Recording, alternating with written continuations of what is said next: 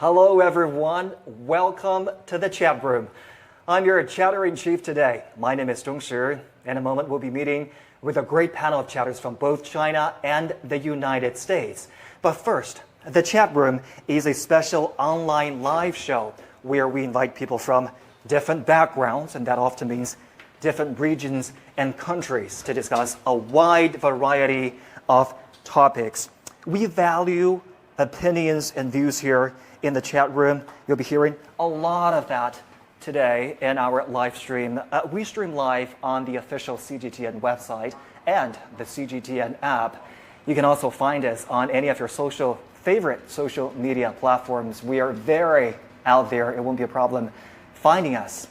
Now, in case you're wondering where we are live streaming today, this is the Youshine Pet Center located in northeastern Beijing, aka a dog cafe with an overload of Shiba dogs. I'm sure you'll be seeing some of them throughout our live stream. And I do have a co-host. She is somewhere on the floor. In case you're wondering what that left window on your screen is showing, that is the view of my co-host.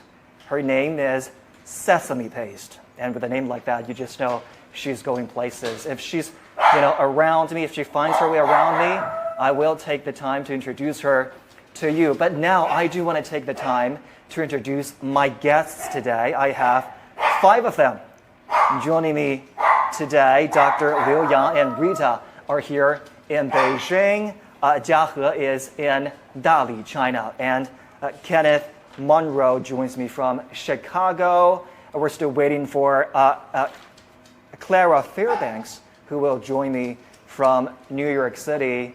Hi, guys. Hello, everyone. All dog people. Hello, dog people, and Jiahe. Hi, good evening. Good morning. Hi, Jiahe. Don't feel left out already. I'll make sure we spend time talking about being a cat person and all. Don't worry about that. I do want to start with Ken. Good morning from Beijing, Ken. How are you doing?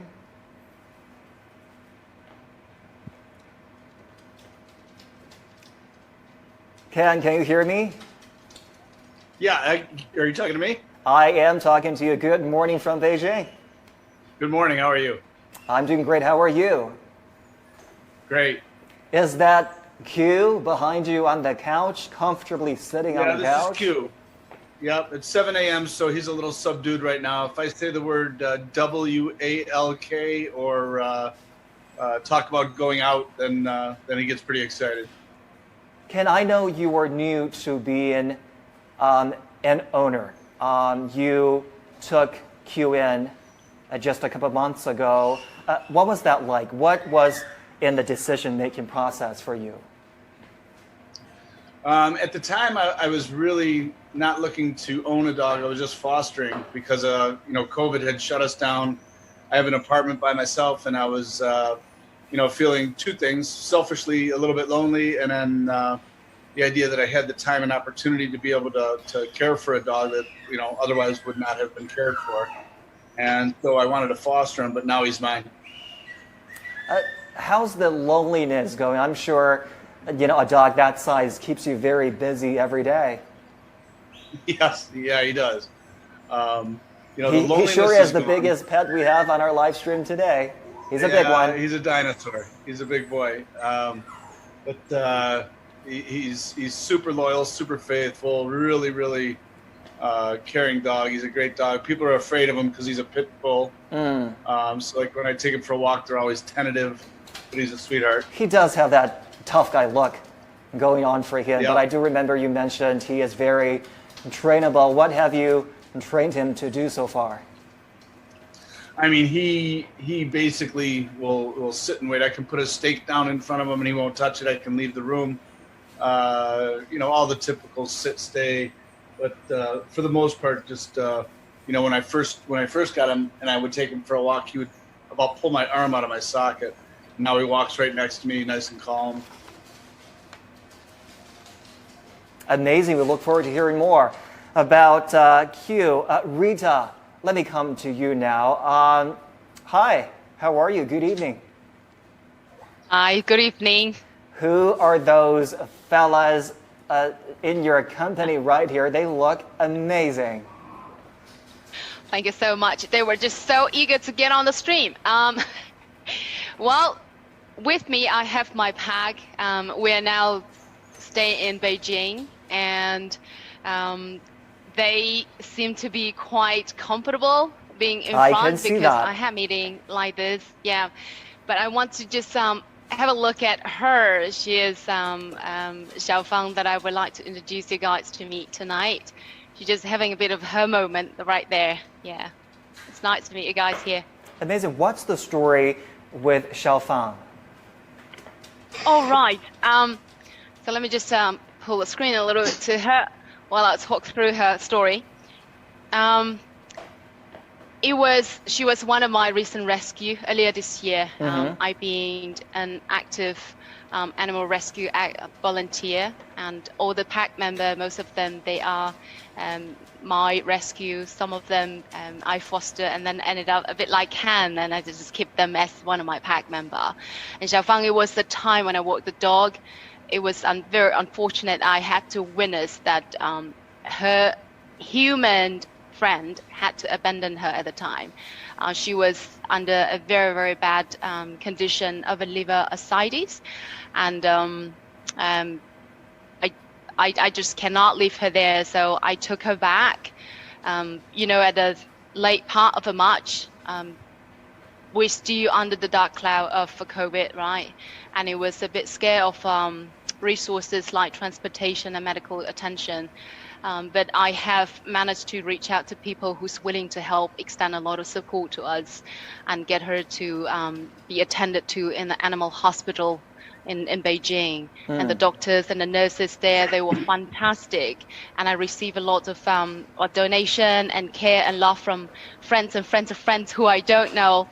At the beginning, I wouldn't think that we could make it, but she did, and now she's pretty stabilized and under the good track of recovery. So now I just decided to keep her as my pack member because she gets along so well with everyone. She's an angel. Yeah. It's a relief to hear that, but also, I think you do important work, but it's not an easy job. There's a lot of decisions you have to make. I look forward to talking about both your work and some of the more difficult choices you have to make in your line of work later today. I don't know if you can see this already, but I have a Shiba dog joining me. I know I'm taking your territory, I'm on your turf, but I will behave. Okay? Thanks for coming. This is adorable. I am literally in the middle of a sea of cuteness as our live stream goes on. Jiahe, good evening to you. How are you? Good evening, Zhongshi. Pretty well. Just trying to keep the cat over here. Someone's having dinner behind you. Who is that? Well, that's Mama. That's a cat I have been kept for 5 years. Actually got the cat at the age of 9. So it's actually a 14 years cat right now. You know how hard it is for you to keep a cat at where it is. I really admire those dog owners. Cat never listens to what you say. So you just have to give the cat a lot of food around here, double the dinner, and the cat is trying to make itself on the show. Well, is that a she or he? It's a she, yes, it's a she. Well, the way she is, she's got many years to live. Jiahe, how many cats do you have at home? That's just one cat. Actually, Mama got a lot of friends. Actually, neighbors' cats are always running to our garden and meeting Mama occasionally. So I think she has got like 3 or 4 friends, and they are all fed by me because for cats they really share the food with each other. So if you say how many cats I'm feeding, it's about 4 or 5 of them, but all the neighbors' cat. But the cat I'm owning over here is just one of it. Jiahe, did you ever have that moment where you were trying to decide between, being a dog person or a cat person? What happened? Why did you go with cats? Oh, I never really tried. It's just my parents picked up this Mama on the street. about 5 years ago when it was 9 years old. So we actually had this cat. Actually, we have another goose outside in the garden in the water pool there. But it's really difficult for you to keep a goose over here. It never listens to you at all. It's not like dogs. Dogs really listens to what owners are saying, but goose and cats, they just live their own way. So I'm having the cat over here for today. That's exactly, like my question. What really confuses me is that when you have a pet, you look for that contact, you look for that touch of intimacy. But with cats, it's almost like, they're living a very separate life from you. They are free, that they don't need that intimacy, that they keep a distance from their human company. What's your take on that? Does that diminish the fun of having a pet at home? Well, if you compare a cat with dog, yeah, I mean, we really admire what dogs can do to their owners. I mean, really, cats never listens to you. Looks like Mama is trying to get away, But they are really lovable animals. They love you in the way that they really like. It's not the way that you want the cat to be.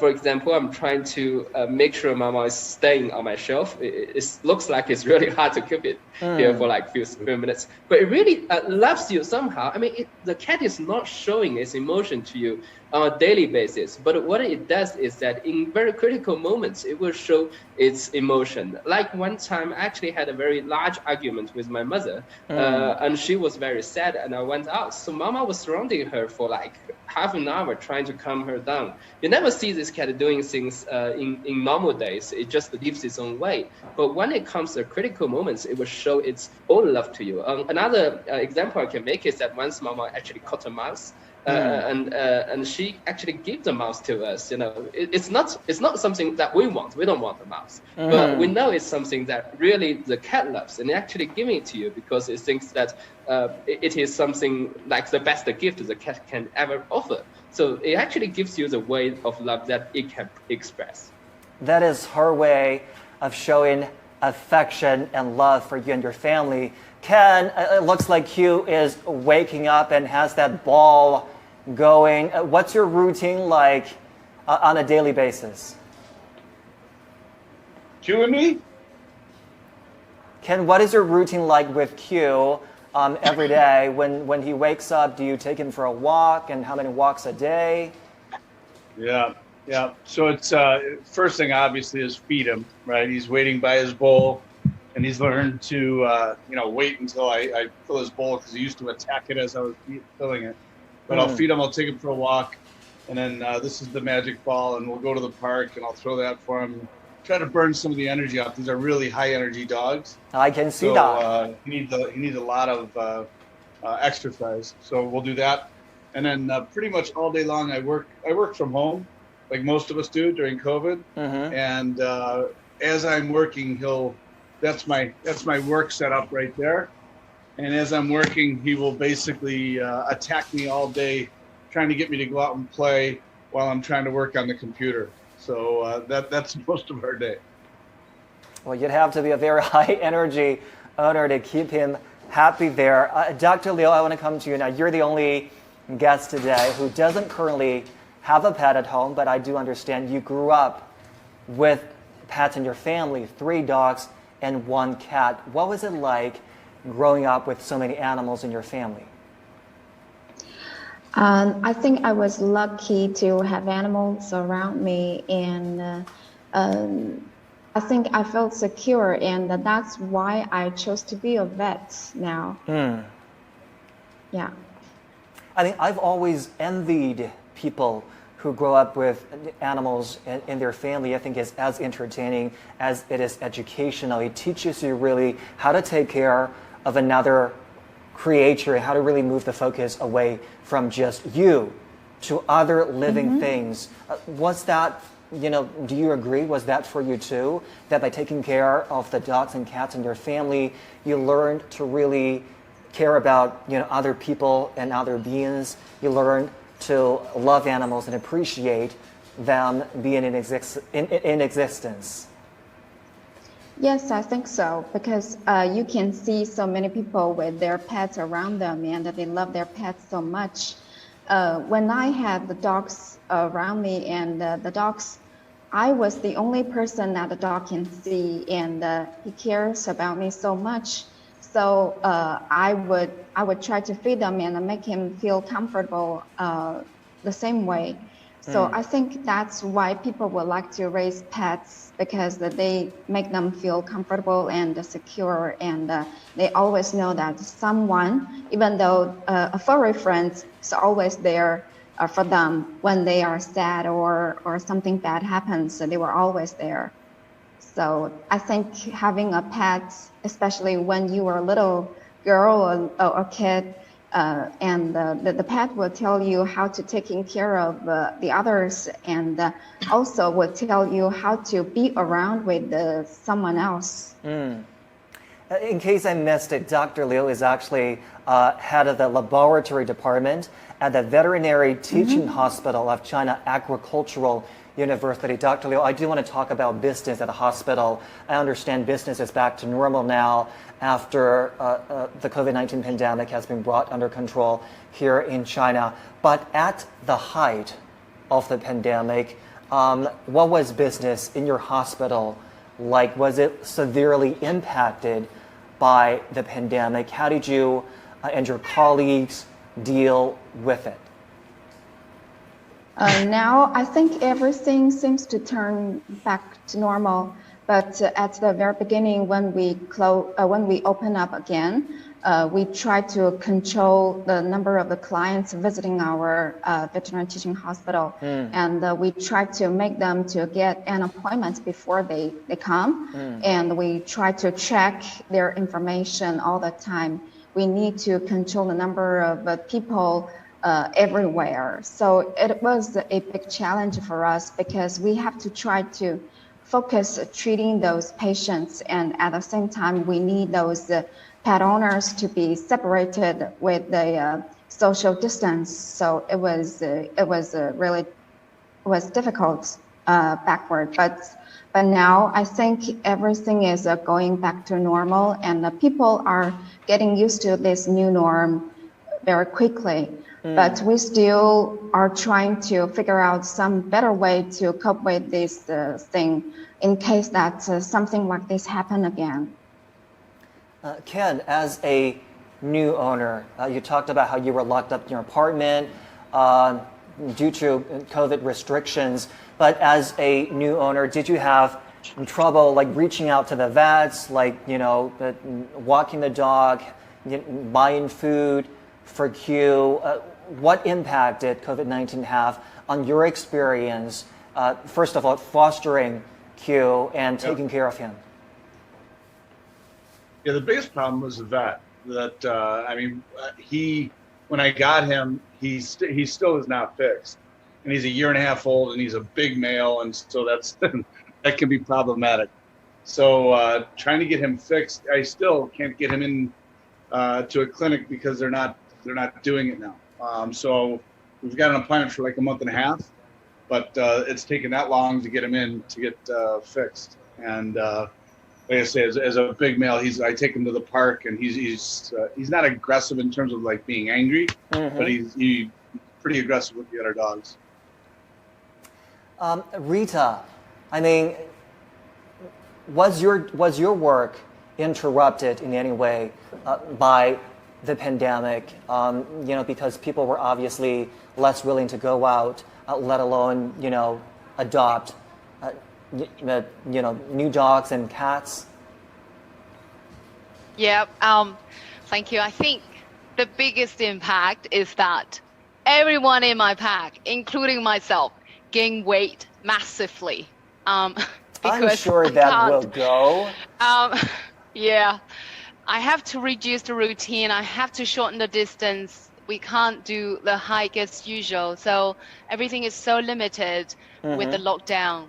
And like the same concern Ken has, I was so scared in case anyone falls sick, because I have a pack of 8 members, and 3 of them are quite senior, 14, 12, and 10. They all have different kinds of health problems, and one of them has very challenging heart disease, and I really worry that any one of them have any emergency I won't be able to cope with. So luckily none of them had to go to that level of emergency, except for Xiaofeng that I rescued, and she was attended to in time. I think it was pure fortune. If anything could have happened, I won't be able to deal with it.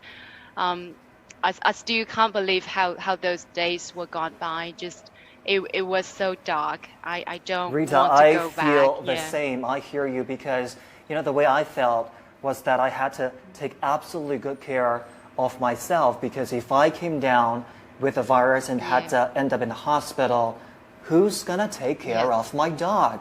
I mean, at the height of the Exactly. pandemic, there was a lot of confusion and a lot of concern about whether, for example, the pet could have the virus. So literally, I couldn't rely on anybody else other than myself to really take care of my pet in that time. So I was on very high alert throughout the pandemic, not for my own safety, but for the safety and well-being of my dog there. Rita, it's very interesting because we've also reported on trends, at least in the United States, where there seems to be more people wanting to adopt as the pandemic hit, because they needed company, because everyone was holed up in their home, and they decided it was a good time to take in another family member. Is that trend also happening here in China? Well, I can't say that for sure, because there was some depressing news going on. In a very contrary, I was actually under constant fear that my dog will be taken away anytime from me for whatever suspicions people might have, because I know our central government done a fantastic job, keeping everyone where they were supposed to be taken care of, but there's still some local remote place that may not be, taking the right approaches. That is my real concern at the time. And as you said, I refuse to meet anyone. I cannot afford to fall sick or be in quarantine. No one can help me look after them. I would just I'm in a double lockdown for myself, and whoever would like to visit me, I said no, I can't do that. Yeah, it was a very dark moment at the time. Dr. Liu, that does remind me, this might not be your department, I understand, but in the beginning of the pandemic, we did have some confusion over whether animals, and particularly pets at home, could catch the virus, and whether they could, in a way, pass it on to their owners. Talk to us about your understanding of that possibility.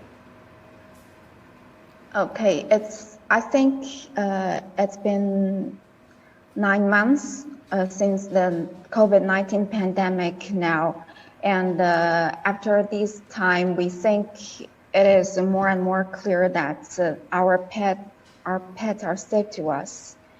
But at the very beginning, when we know nothing about this coronavirus, we didn't know if anything can be contagious or infectious. So we were so worried. We were even worried about what we eat, what we touch, or even what we breathe. So of course, our pets are also one concern, that we can get this disease from those animals. But I think if we see them as our family members, then we treat them as our family members. If we don't go outside, we don't meet any other person, we don't put ourselves at risk, then we don't put them at risk, then they are safe to us, I think. Jiahe, what were you doing in the pandemic? Were you worried for your cats because of their mobility? What were some of your concerns? Well, the biggest concern was not actually the cat itself, because the cat actually lives with my parents, and They have, all the friends around because my parents actually retired. And with the cottage that they're living in, they have a lot of retired friends around. So looking after the cat was not the problem over there. It was never the problem because they were retired and they had all the days to look after the cat. So that was not the problem. The biggest problem amid the pandemic was that my family was actually short of the pet food, the cat food and the cat cans. That's the biggest thing, because for once a while, I think it's in March and April, Dali was actually cutting off the delivery services for a while. Some of the online shops were actually closed. So the problem with the cat is that it's not like dogs. I mean, dog can eat anything that you give it. I mean, what you eat, you give it to the dog. That's fine. But the cats, they really have their favorite brands of cat food and their cat cans. They really don't have any other choice. The cat over here, Mama, was actually killing like 1, 2, 3 small animals for a while when it was actually much younger than now. The cat is 14 years now, but at the time of age of 9 or 10, it was actually killing like 50 or 80 small animals every year. After we gave the cat enough cat cans, it stopped itself from that killing. So it actually relies on these kind of cat cans. It doesn't work out if you give it anything like fish or meat. It just doesn't work out. So the biggest concern for me at that moment is that we are shorting of the food. But the lucky thing is that China was able to contain the virus within just 1 to 2 months time, and the delivery service quickly went back to normal. So once it went back to normal, I bought enough food to support this cat over here for 1 year. So I can never let myself run into that kind of situation that we are lacking the cat food. Dr. Liu, I understand that during the pandemic, your hospital was able to receive patients virtually, where you were able to consult with owners online. Do you think you might be able to continue to doing that even after the pandemic to provide more convenience to pet owners? I think we had not so much choice then. We had to try to figure out what happened to the pets, and we tried to solve the problem of our regular clients, but still many other clients we cannot provide enough treatment to them. So I think if possible we would like to still run our hospital this way, but in the future I think virtual clinic is still a possibility, because many other clinics and the private hospitals are still trying to taking care of their patients like this, and still with the development of the 5G technology, I think this would be easier, much easier and accessible. Ken, I know it has only been a very short period of time since you've had Q, but I was curious, has it been a learning curve? Has it been a learning experience for you about having this bond with an animal? You obviously enjoy it, but has it given you also an opportunity to reflect on why we do need pets in our home sometimes, and why that takes away some of that loneliness we might feel in different stages in life? Yeah, I mean, with him, because he was, I got him from a friend who got him from the pound, and I didn't know what to expect. He's I've had dogs my whole life, but never a Pitbull, and they have reputations, and the reputations are sometimes accurate. They're a little bit different temperament. They're unbelievably loyal, and so if anything jeopardizes their owner, they're very quick to respond. But yeah, no, he's been, amazing. I say that I didn't rescue him; he rescued me, right? So, and so it's for the first 2 months, almost 3 months, it was just him and me all day long. So the first time that I went out like the entire day and didn't come back the entire day, he was panicked. When I got home, he was really stressed out. now he's used to me leaving and coming back. But there were, for 2-3 months, I didn't leave for more than an hour to go to the grocery store and come back. Jiahe, I asked that because a lot of the times we want to, pay the love forward. After becoming pet owners, we tend to influence our friends and family in a way you did with the 大猫帮, the big cat gang, where you and your finance personnel friends, come together, advocate adoption over buy-in.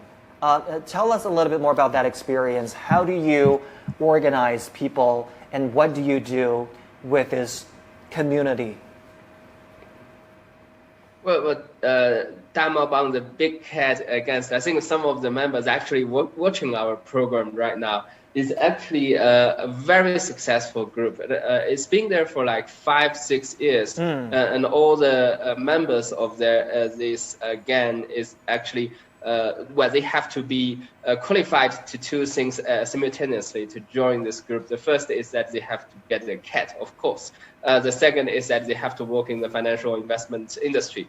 So that's something that so the you second are criteria actually a very is actually cliquey little group that that has very strict entry rules for people who want to join.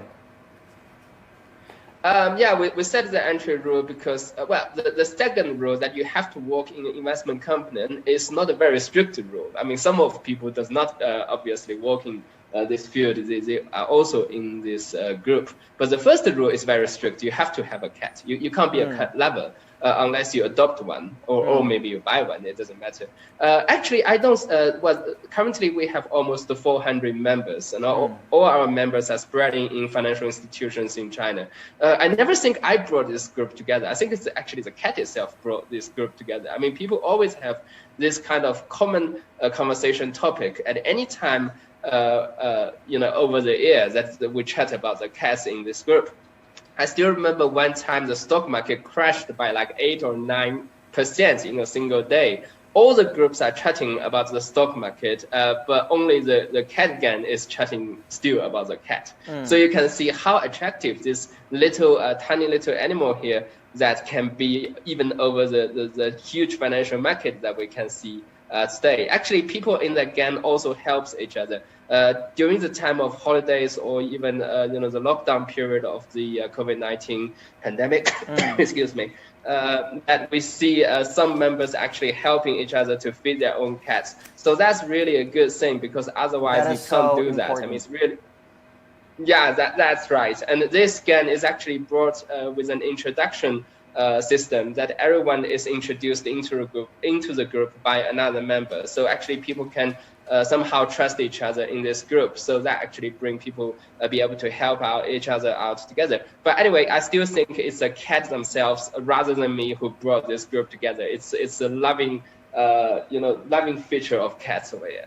Ever since I've become a dog owner, I've really begun to appreciate camaraderie because a lot of the times you really need help. You need a helping hand, when you're on a business trip, when you have to go out of town, when you're going away for a holiday, you really need the help of a village, if I may, to take care of, your pet. In case you're wondering what my co-host has been doing, she's been resting on the floor. That is why you see the same angle of the floor with a lot of behinds of the Shiba dog. Certainly not very flattering angles there, but that's your co-host. That's what you end up with. What can you do? Rita, I mean, you certainly can appreciate what Jiahe and his finance friends have been doing because in your line of work, it's not a one-man job. No matter if you're a Superman or a Superwoman, what you wish to accomplish cannot be done by one person. I've interviewed people in your business who say that they need funding to do it. They need a mechanism, a stable organization to do it, and they need connections to pull it off. Do you agree that these things are essential And what do you think that you most want in your line of work? Thank you so much. And first of all, I cannot agree more with all those essential elements you just mentioned. They are, I think they are the key to make the entire animal protection work. So far, we see in the country the different levels of the qualities. Some were official, some were private, but the intention were good. But I think most important of all is really coming from top down. The government regulation, first of all. I hope from this pandemic, people has learned to keep animal, pet animals off from their dining table. And second is really raise rights people's awareness about respect to life. I don't see that covered in the majority of the country yet at this point. And everyone, what I really want to call, like, when I do what I do every day, what I try to achieve is really try to influence anyone possible in my circle, my friends or my friends' friends. Do anything that you can to attribute, not necessarily financially. I mean, like support. If your friend adopt an animal, a pet, be supportive, right? Encourage that and care for that.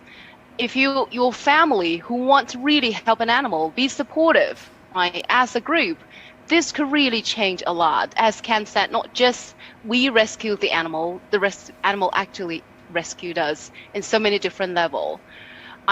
I would really call for the official to take really tough, regulation, different levels of laws, reinforcement to make sure, at least from a legal perspective, we have this life protected. And then we will start to continue to build on people's awareness and acceptance of treating life with right levels of respect.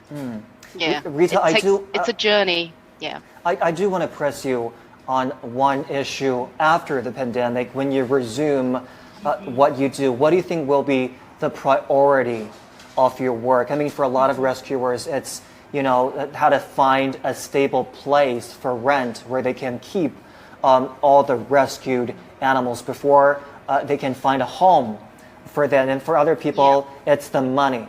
Where do you find funding to support not just a day's work, not just a week's work, but months and years of arduous work of saving and rescue? Oh, here's my co-host. You're finally joining me today. You made me do all the work. Hello, how are you? This is we do have a camera attached to my co-host. That's why you've been seeing different angles and places of the floor and all the other Shiba dogs. She's finally joining me now for this live stream, but you're not getting paid. I take all the money because you've done nothing today except for being incredibly cute. Okay, do stay as we continue our conversation here. Rita, back to what we were talking about. I mean, what will be the priority of your work post-pandemic? Do you need support from, for example, the government in doing what you do? Yeah, absolutely. Well, first of all, I am more the flexible volunteer. I attribute where I can, but in terms of the association, first of all, they do receive certain levels of support from government, but still majority coming from the donation of the public. We have a group who regularly donate to make sure the basic funding can keep the operations. And during the pandemic and also after, as you said, many of the owners, they either got locked down or they can't transport and they cannot reach where they used to stay, and the animal were left alone. There was a call to emergency rescue. They get the owners, first of all, we post out information online to WeChat or in all different social media. For whoever needs help, call this hotline. We will, with your consensus, we will break into your apartment, your house, rescue your animal and stabilize it somewhere that's safe. And with that, we do rescue a considerable amount of animals, cats or dogs. And those were not easy tasks, but with that help, I think many of the lot owners, they were quite grateful for this kind of support given. And after that, I think there were more return coming back from the society to help us keep going. I wouldn't say we're still very comfortable with all the fundings, but I think there's a lot of support going on to keep this going. Yeah. That's the nature with rescue work. You may never be comfortable with the money, and that's that's part of the reason you do noble work, and people value that and respect that. Rita, I also know you're working towards an MBA degree. Will that be useful for your work? In what way? Yeah. Actually, thanks for mentioning that. Actually, it was my motivation.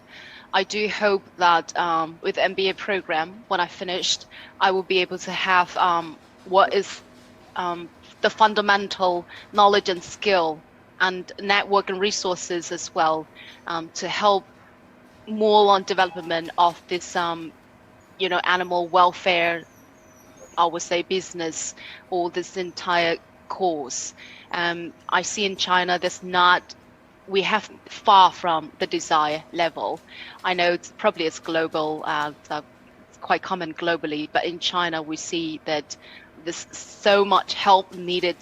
First of all, education for the people, whoever wants to do these good things, they need to have the right way, right idea and the right approaches to run it in a scientific way, not accumulating animals. There's no way to cycle, like they only take in but not arranging for adoption. That not going to be sustainable. I hope in the future I will be able to, either learn from international, the best practice, or build something in China. We have some good platform, but I don't think they're quite down to earth yet. There's still a lot more work to do, and the people who have this, big heart, they want to do things with the right guidance. We will be able to do, make a change or different in China. There are still so many, I would say, gray areas, probably just across the country. If we can start somewhere and then make probably a template and roll out in a different city, I think it could be replicated quickly, just like how we take control of the pandemic. Simple as that. We want to do good things and we are committed. Everyone's all in and we get it done. I think I'm going to give kudos to Shenzhen city for being the first city in China, banned animal being the food. The pet animal being the food. That was a great start. And I do hope that many more cities will join this line. And I think it's important to point out, because I get so upset and sometimes offended when somebody, oftentimes a foreign person, comes up to me and asks, like, do you eat dog meat? Have you ever eaten dog meat? I mean, this is born out of bias and prejudice, because there are millions and millions of people in China who are dog lovers, who are dog owners, who have never eaten dog meat, who will never under any circumstances eat dog meat in their entire life. And they don't get acknowledged, they don't get known, and all that is making headlines are people who eat dog meat. We can't, neglect the fact, we can't ignore the fact that there are people in southern China who eat dog food, who eat dog meat, but just like you said, the southern city of Shenzhen has taken the first step to ban dog meat as food.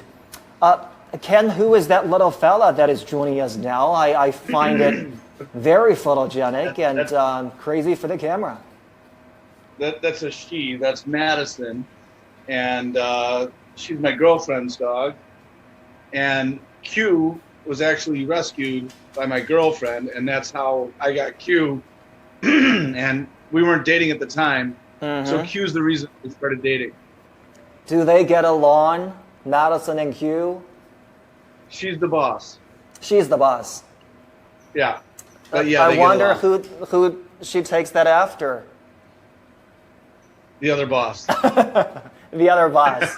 Whose side do they take when when you and the boss have an argument? Yeah, there's like if I were to go and play with Somia is her name, and I go to like tap her or slap her or something like that, Q will charge me like he's gonna tear my head off. Well, they So do look he's very very protective of her. they do But you look can very see energetic the boss together. right I mean, now. yeah, they do look very good together. I'm happy to know that Q has company. Ken, I do want to ask you this because you've been through a phase where you first just wanted to foster Q, to then you decided to, keep him. What were some of the factors in that decision-making process? And now that as a dog owner, will you convince your friends that adoption is a good way to go? I mean, for me, the biggest factor was what was the right thing for the dog. Would I have enough time, because I live by myself, would I have enough time to take care of him, properly? He does need, exercise. He's a high energy dog. And I'm in a very social environment. I live in downtown Chicago.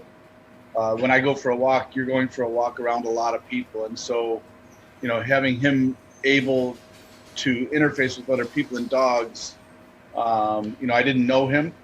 And so knowing and helping him socialize was a big part of it too. So those are the biggest factors for me. I just wanted to make sure that, I had enough time to, be the right pack member to him, right? Yeah, Dr. Liu, I mean, you have a front row seat to the animal-human relationship. You have a better look than any of us. How has that relationship evolved here in China? Because obviously people now spend more time and money on their pets. They treat them as a family member. And it seems to be a bond that's getting closer and closer as time goes by. What is your observation when it comes to the ties between people and animals? I myself is an animal lover, and thankfully what I see are all animal lovers every day. When I decided to be a vet, people would laugh and they don't understand why people would spend money or time in treating animals.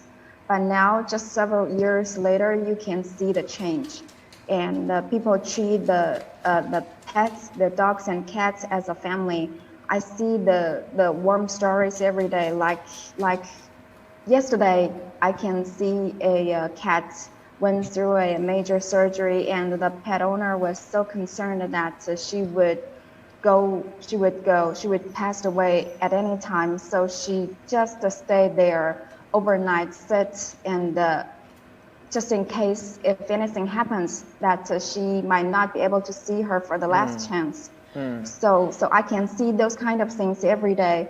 People care so much about their pets. They don't want anything bad happen to their pets, and they would spend no matter how they would try to keep them healthy and to stay there for a longer time. So I think I am lucky that I am a vet and I can treat and help those pet owners to solve their problems. And we thank you for the work, for the very important work you do. Jiahe, what has your experience been in terms of influencing your family and friends and absorbing new members to the big cat gang? Do you think that your own experience with your cat obviously has made you more sympathetic towards people and their animals? Have you been a strong advocate for people to get a cat somewhere in their life? Obviously, conditions vary, and we can't just force this decision on our friends or family. But do you try and persuade people to, at some point, at a good time in their life, to get a pet?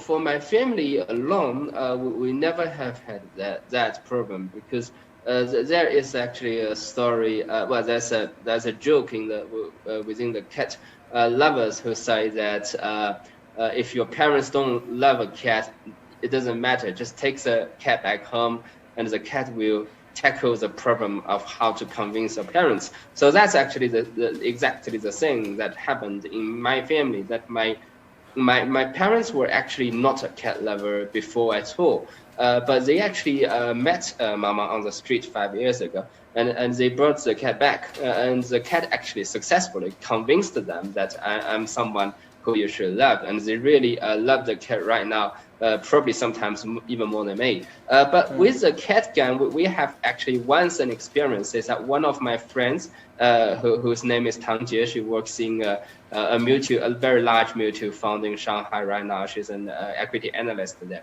Once back home, she actually met a little white cat on the street. It's a stray cat.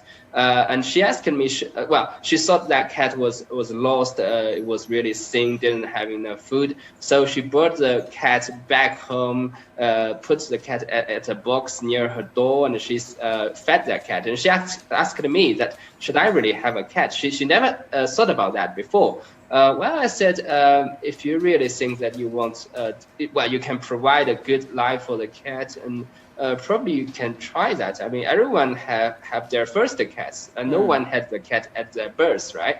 So I said, you can try that and see how it feels, and you save her life as well from the street life. So she actually tried that, and she really loved the cats after that. I think that thing happened like 3 years ago, and for the past 3 years, I saw that she has either adopted or rescued at least 10 or 15 stray cats. So she's like opened a new period for her life. And previously, for all her WeChat friend moments, you can see nothing but walk, walk, and walk. But now you can see walk and the cat. Joined together. So actually she's now having I suppose much better life compared with what she was having before. And all that was brought to her by the cat. So actually when I say you have a relationship with a pet, a cat or a dog, you're not only giving out love yourself, you're actually receiving love from the animal as well. Work-life balance that is brought by a very important decision. She took that leap of faith, and now she is being rewarded by that decision. Xiaofeng, I do want to stay with you. I want to mention this comment we received on Weibo. And let me warn you, this is a rather difficult question. 帅的不行, la la la. This is the name of the Weibo follower who posted this question. I want to ask, how do you prepare to cope with the loss of your pet when he or she passes away? I mean, you have an old cat. Has that crossed your mind that one day you might have to say goodbye? Well, one thing is that cats can somehow live to their age of 18 or 19 or 20. So that gives me your cat probably will. another. Well, I have no idea, but one of my friend's cats, she's Laura's cat, is called Dada. She's not, the cat is now living in Chengdu, and I think it's either in his 19 or 20. So that probably gives me another 4 or 5 years, which I don't know. But anyway, when you say that the mama will one day leave me, that's definitely passed through my mind for many times. I even prepared the little stone for the cat's grave. You have? I thought about that. Yeah, I try to order one from Taobao. That is so sweet in such a weird way. Well, yeah, exactly. And I try to put a lot of words on that stone and telling people 500 years from now, long after I am dead, that there was a cat over here 500 years ago. So I actually tried that. And I'm personally a Buddhist. So with Buddhists, when you believe in Buddhism, you always think that the world is temporary. You will die one day, I will die one day. I mean, we all have very temporary lives. You can never say that this cat, which is 14 years old, will live shorter than a turtle. You never know. I mean, anything can happen to anyone the next day or even just within the next breath. So that's something that people all have to face. I mean, we will face the death of our parents, even our children before our own death, or finally, of course, our own death. So that's a way that actually reminds you about how to live your life. You should not live your life like it's eternal, that you can live forever, so you can accumulate money money forever, you can work hard forever. Nothing is like that. You have to live a temporary life and enjoy your day, you know. So that's, I think, probably when you have an old cat, you keep on thinking about that. Xiaohe, that is such a beautiful message. I see Rita and Dr. Liu nodding and smiling throughout your answer. Rita, I do want to ask you also, because this must have, you know, happened in your line of work. Also, how did you deal with the passing, the loss of an animal that you rescued? Because it's not always happily ever after. Sometimes they don't make it. Yeah, I know it's a pretty heavy topic, to be honest. It's one of the topics I try not to think of, but it does happen. I think it has to come from a broader perspective, because life come and go, and there are things happen. I actually took a course about animal communication, tried to interpret how animal transitioned, you know, between their lives. I think from a rescue perspective, I just have to really lay it with an open mind that it's unfortunate if something happened, but I would do everything I could to make sure at that last moment of that animal is felt love. I did have that kind of a moment with one or two particular dogs. It really touches me. But in terms of my own dogs are concerned, they continue to grow older. I have not yet thought through as Xiaohe, but it's something I continuously, you know, try to tell myself. Though that kind of moment will come, I have to prepare myself. All I need is really focused at this very particular moment when they are with me. It's a constant reminder that stay in the present. That is everything that it means. This dog, she was used to stay next to me. She stayed with me for about 14 years so far, and her health continued to decline. But for whatever she can do, she can enjoy. And I actually absolutely enjoy it. I try not to think of like how I can keep her. I even look through like brochures of clone dogs. Are crazy as mad at that. But then, you know, through many different way of learning, particularly around animal communication from one of the experts in the world, Dr. Karen McCall. Every animal has their destiny and they will come back. It is somehow Buddhism kind of thinking. I start to gradually let that sink in, so I am not as stressful when I think of it.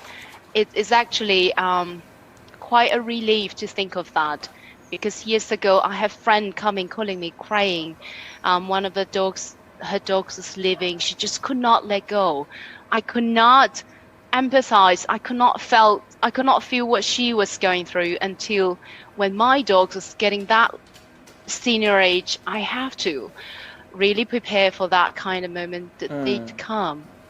It's never a happy topic, but I think it's about the human friends to think in a different perspective, really enjoy the moment. That's the meaning of life, I think, animal and human perspective. Yeah. Rita, sometimes I feel it's a preview of our own lives, because what's going to happen to our pets will eventually happen to all of us, and how we deal with that, how we choose to deal with that sometimes reflects the way we want our own life to go, to progress, and to end. Of course, this is getting a little bit in the sad direction. So Ken, I'm going to come to you and count on you to lift us all up. I won't ask you that same question because both Madison and Q are incredibly young.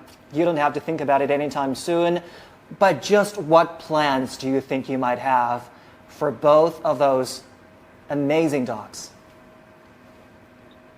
I mean, it's almost the same answer as worrying about what's going to happen to them. It's live in the moment, right? It's I don't know that I've got any like long-term plans about what to do. It's really just about, you know, enjoying the day with both of them. You know, it's they're unbelievable in terms of, you know, stress release. We were talking before about, you know, what they do for us. there's nothing else that, if you're looking for a relationship with a person, you know, you can go on dating sites and you can meet people and you can hope that you find somebody and all these other things. But when it comes to, you can go adopt a dog, and in the matter of a month, you've got a lifelong relationship, and you know that that other entity is going to love you unconditionally for the rest of its life. Doesn't matter where you got it, doesn't matter who you are or what you are. You could be a rotten person, and that dog is going to love you no matter what. So, I mean, to me, that's the biggest thing about all animals, is they're void of any kind of judgment. Everyone, I do want to end on those very wise words from Ken. Even though we are speaking the language of English on this live stream, but I do think just for today, our common language is the animals, is the pets, the dogs and cats that we love so much, that we choose to care for, and we choose to look after. The urge we have to protect them and care for them is what's connecting us on this live stream. Rita, Ken, Dr. Liu, and Jiahe, thank you so much for joining us today and for speaking that beautiful common language. It's been a pleasure talking to you on this live stream. My special thanks also go to my co-host, Where Are You, Sesame Paste, who's done none of the work and still wants dinner, who insists on showing us some of the least flattering angles of her fellow Shiva dogs. Good job. And also my thanks go to my amazing crew who made today's live stream possible. And to those who've been watching, thank you so much for your company. This is the Chat Room. I'm Zhongshi in Beijing. Bye-bye. Goodbye, everyone. Thank you all so much. Bye. Bye, everyone. Bye Bye-bye. bye.